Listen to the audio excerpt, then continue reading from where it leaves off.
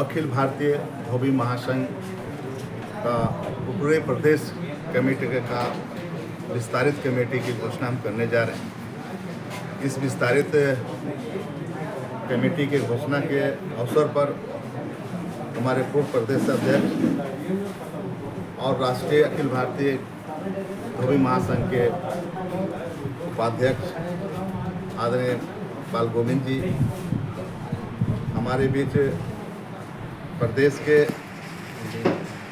संयोजक के रूप में और पूर्व उपाध्यक्ष झारखंड प्रदेश धोबी महासंघ के आदरणीय विनोद बैठा जी, अशोक रजक जी जो समाज से सचिव के पद पर रहे, हमारे जिला के अध्यक्ष दीपक बैठा जी, हमारे अशोक कुमार रजक जी यहाँ नगर सचिव, हमारे गुड्डू उर्फ रमेश कुमार बैठा जी, हमारे अखिल भारतीय धोबी महासंघ के जो बुद्धिजीवी मंच के प्रदेश के अध्यक्ष रहे आदरणीय भोलानाथ रजक जी, इन सबों की उपस्थिति में अभी अखिल भारतीय धोबी महासंघ झारखंड प्रदेश के कार्यकारिणी की मैं घोषणा करने जा रहा हूं। इसका उद्देश्य ही है कि हमारे धोबी समाज जो बहुत ही दबे कुचले परिवार से आते हैं, लेकिन जो उनको अधिकार मिलना चाहिए वो अधिकार अब तक हम लोगों को पूरी तरह से पूरे देश में नहीं मिला है। अभी लगभग 11 राज्य में हम लोग अनुसूचित जाति के सूची में सूचीबद्ध नहीं है। इसकी लड़ाई हम लोग को लड़ने की आवश्यकता है। आज हम लोग पूरे अखिल भारतीय धोबी महासंघ, जिसका संचालन हमारे बिहार के पूर्व मंत्री रहे श्याम रजक जी जो हमारे राष्ट्रीय अध्यक्ष है, उनके दिशा निर्देश पर यह संघ को हम लोग चलाते रहे हैं। मुझे इस बार समाज के लोगों ने प्रदेश अध्यक्ष की जिम्मेदारी सौंपे हैं। इसके लिए मैं इनके प्रति, समाज के प्रति मैं कोटि कोटि धन्यवाद देता हूं और इन लोगों को मैं विश्वास दिलाता हूं कि समाज को आगे बढ़ाने में और जब भी कभी भी किसी प्रकार की समस्या हो, मैं निश्चित रूप से आगे बढ़कर समाज की सेवा में आगे आएंगे। इसके साथ ही साथ अपनी समाज की तो मैं काम करूंगा ही, लेकिन आप देखे होंगे पूरे झारखंड में दलितों की क्या स्थिति है। पूरे झारखंड में लगभग हम लोगों की आबादी 17% तक अभी चली गई है। 2011 सेंसस के आधार पर 12% का हमें आरक्षण का लाभ मिलना चाहिए था, लेकिन अभी सिर्फ मुझे 10% का आरक्षण का लाभ मिलता है। इसके लिए भी हमें लड़ाई लड़ने की ज़रूरत है। पूरे अनुसूचित जाति समाज को जो 22 उपजातियों में हम लोग फैले हुए हैं, उन 22 उपजातियों को एक साथ एक मंच में लाने का मैं प्रयास करूंगा। इसके लिए हमारे झारखंड के प्रभारी आदरणीय श्री के राजू जी ने भी इस जिम्मेदारी को उन्होंने बखूबी मुझे दिया है। उन्होंने कहा कि आप अपने समाज के साथ साथ अनुसूचित जाति जो हमारे 22 वर्गों में बटे हुए उन लोगों को भी एक मंच पर लाकर उनकी हक और हकूक़ की लड़ाई लड़ने के लिए मुझे आदेश दिया गया है। इसी सिलसिले में हमने कल पलामू का दौरा किया था और वहाँ के अनुसूचित जाति के लोगों के साथ मिला और उन लोगों ने अपनी वेदनाएं बताया। उन्होंने ये कहा कि आज भी पलामू हम लोग छुआछूत से हम लोग ग्रसित हैं, आज भी हम लोगों को नीचा दिखाने का काम वहाँ के लोग करते हैं। तो मैंने कहा कि आप डरिए मत, और राहुल गांधी ने मैं कहा डरो मत।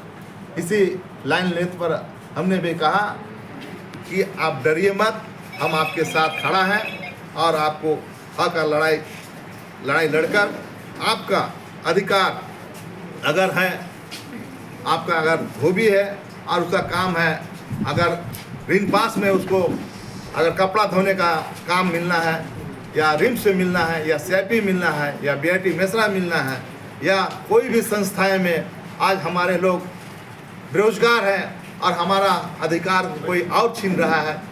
अगर स्वीपर है तो उस जाति के लोग को स्वीपर का काम मिलना चाहिए, अगर कुम्हार है तो कुम्हार के लोग उसको काम मिलना चाहिए, अगर मोची है तो मोची को उस काम से जो उस पेशा से जुड़ा हुआ है उस लोगों को वो पेशा से जुड़ना है। अगर नाइक परिवार से है और मछुआ है और तालाब को कोई बड़े बड़े लोग तालाब को ठेका ले रहे हैं, कोऑपरेटिव उसका बन रहा है और नाम किसी और का, इसलिए तालाब में अगर मछुआ का हक मिलना है तो वो दिलाने का काम हम करेंगे, उसकी आवाज़ बनेंगे। हमारा साफ कहना है कि जिस जाति से लोग आते हैं अगर उसका पेशा उस जाति का है उसको पेशा को उसको रोजगार से जोड़ने का काम हम करेंगे। इस बात को लेकर बहुत जल्द माननीय मुख्यमंत्री जी से हम लोग प्रतिनिधि मंडल पूरे एसी समाज के लोग मिलकर हम लोग जो है मिलेंगे और हमारे जो वंचित लोग हैं, जो बेरोजगार है, वैसे लोगों को मैं रोजगार उपलब्ध कराने की दिशा में मैं पहल करूंगा। इसलिए आज मैं पहला काम अपने समाज धोबी समाज का कमेटी घोषणा कर रहा हूं, जो ढेर सारी लिस्टें हैं जिसमें आप कुछ प्रमुख है जिसको मैं आपको सुना देना चाहता हूं।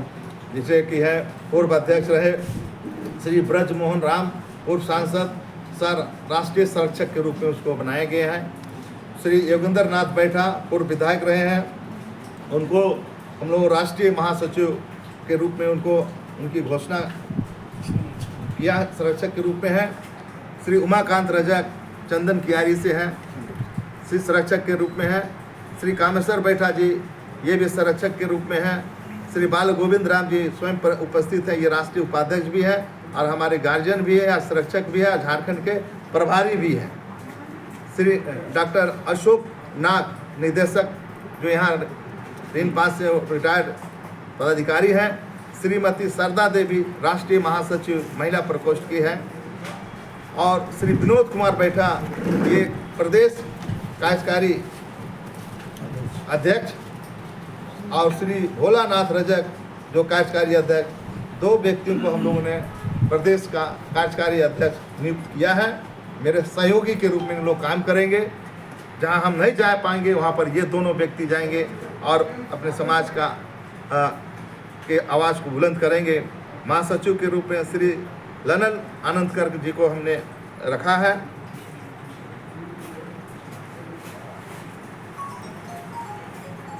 श्री अशोक कुमार रजक जी ये हमारे बैठे हुए हैं जो कोषाध्यक्ष के रूप में है। अशोक कुमार रजक जमशेदपुर के हैं। रमेश कुमार राम आए जो यहाँ बैठे हुए हैं। श्री दीपक कुमार बैठा जी यहाँ पर बैठे हुए हैं, ये प्रमंडल दक्षिणी के छोटा नागपुर के ये प्रभारी के रूप में काम करेंगे।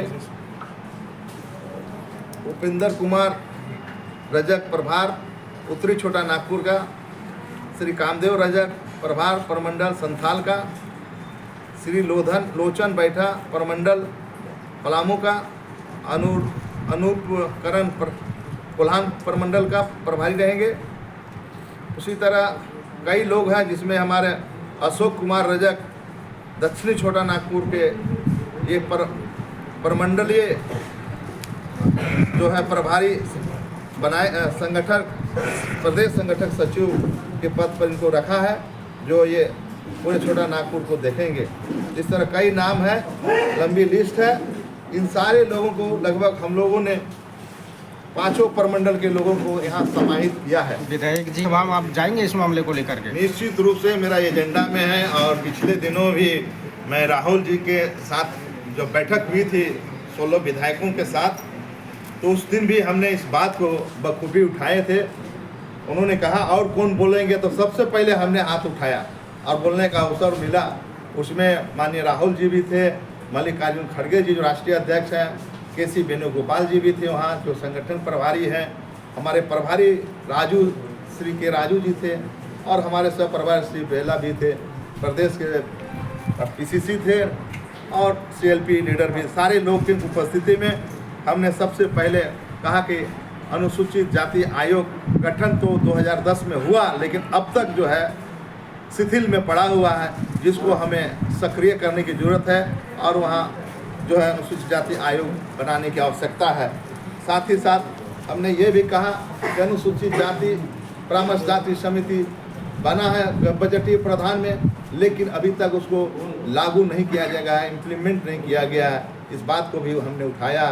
साथ ही साथ अनुसूचित जाति वित्त निगम, जिससे कि कोऑपरेटिव के माध्यम से अन्य राज्यों में जिस तरह अनुसूचित जाति के लोगों को रोजगार से जोड़ने का काम करते हैं, उसी के तर्ज पर हमारे झारखंड में भी अनुसूचित जाति वित्त आयोग अगर गठन हो जाएगा तो निश्चित रूप से हमारे लोगों को, जो हमारे वंचित लोग हैं, जो हमारे दलित भाई लोग हैं, उसको वहाँ से रोजगार उपलब्ध होगा। इन बातों को हमने रखा।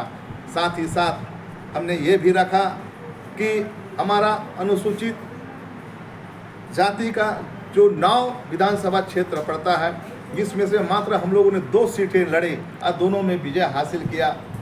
हमने कहा राहुल जी से कि हम 9 में से 4 क्यों नहीं लड़ते, 5 क्यों नहीं लड़ते, इसकी भी तैयारी करनी चाहिए।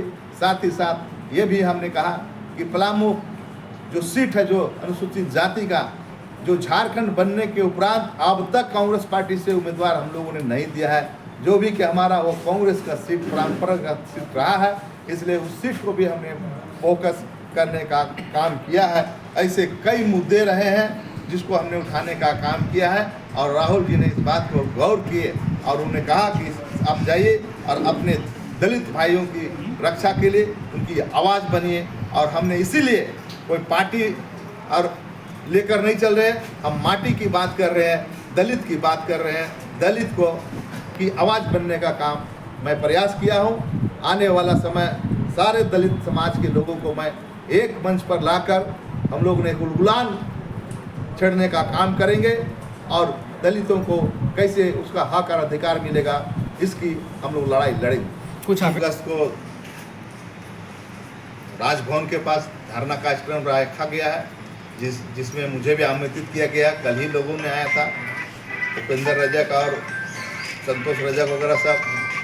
तो ये लड़ाई तो दलित की है ना, हक और अधिकार की बात है। उस लड़ाई को हम लड़ेंगे और विधानसभा सत्र के बीच में ही समय निकालकर धरना में हम शामिल होंगे और उसकी बातों को सुनेंगे और अपनी बात भी रखेंगे।